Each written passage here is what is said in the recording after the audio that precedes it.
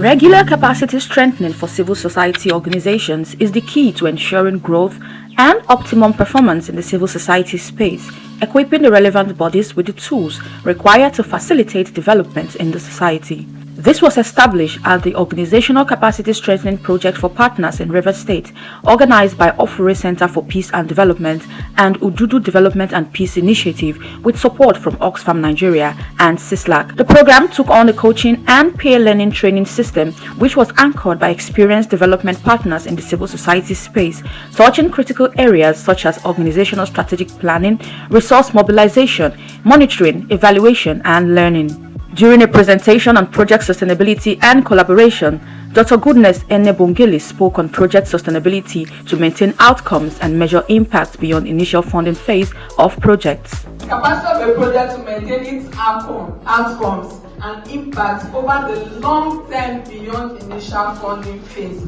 The key focuses are on environmental impact, resource optimization, community engagement, and economic viability. These four key focuses are very essential in project sustainability. Why? It's important because it encourages adaptability and innovation from evolving challenges.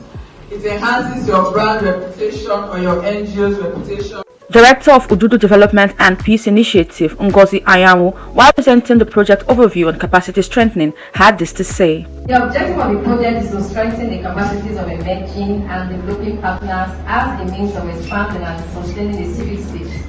The methodology adopted was the coaching style of training by experienced development partners.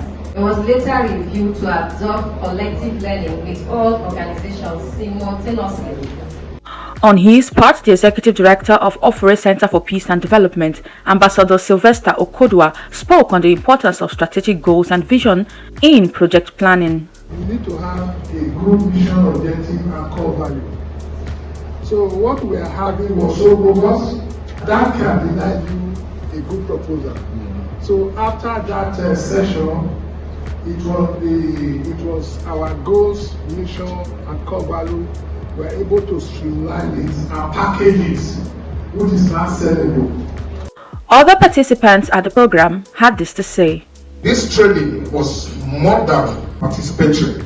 I saw brainstorming, I saw fire in the brains of people. I fully participated in M&E. Talking of government budgeting, I have seen a pattern of preparing budget for MDAs every year. What I have seen is that they copy and paste. The Ministry of Budget. They have desk officers who prepare budget for other MDAs, which is not proper. Whether strategic planning, whether resource mobilization, whether M&E, it sort of are linked together in all of the things around the work we do.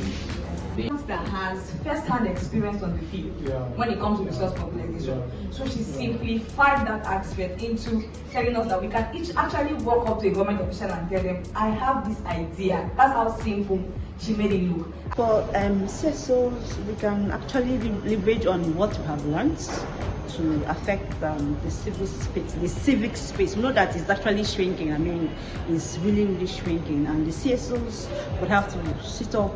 The program also had presentation of certificates to participants who had followed through with the strategic planning and capacity building program through the project. Elvira Jordan reporting for Brighter Brand TV.